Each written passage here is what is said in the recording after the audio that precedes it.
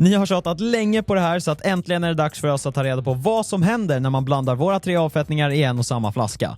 Ja, det är lite svårt att veta exakt hur mycket av varje produkt vi kör, men vi börjar med att fylla upp extracten här. Så vi kör typ sådär. Sen har vi vår kalla avfettning dissolve, och jag vet redan att nu kommer det börja bli galet, för den här kan man ju inte späda ut med vatten, så vi får se vad som händer. Jag tänker att vi kör ungefär lika mycket. Och precis som vi förutspådde så vill inte den här riktigt späda sig, så den lägger sig som ett lager. Och sen slutligen vår flygrostborttagare. Det här är egentligen inte en avfettning, men man kan säga att det går under samma typ av produkter. Och här har vi den färdiga häxblandningen. Vi kommer lägga den här på ena bakdörren och även en framfälg. Och för att jämföra så applicerar vi våra avfettningar separat på framdörren och även på framfälgen. Så här lägger vi på kallavfettning, sen flygrostborttagaren och sen sist den alkaliska avfettningen. Och jag förstår verkligen varför det här är en vanlig fråga, i och med att produkterna blandar sig faktiskt till en viss grad på ytan när man applicerar dem separat. Men prestandaskillnaden märker vi tydligast på fälgen. Här ser ni ju vilken skillnad det blir på hur mycket flygrostborttagaren reagerar. Som ni vet så blir den ju lila när den reagerar med metallpartiklarna, och på sidan där vi la på dem separat så blev det väldigt mycket mer lila. Och nu var de här fälgarna inte de bästa att jämföra, i och med att de har ganska mycket skador och är korriderade. Men ni såg i alla fall på hur mycket mer flygrostborttagaren reagerade när den fick ligga på själv. När vi spolade av dörrarna märkte vi faktiskt inte en större skillnad, utan båda sidorna blev väldigt rena. Så vad kan vi dra för slutsats av det här? Fungerar det?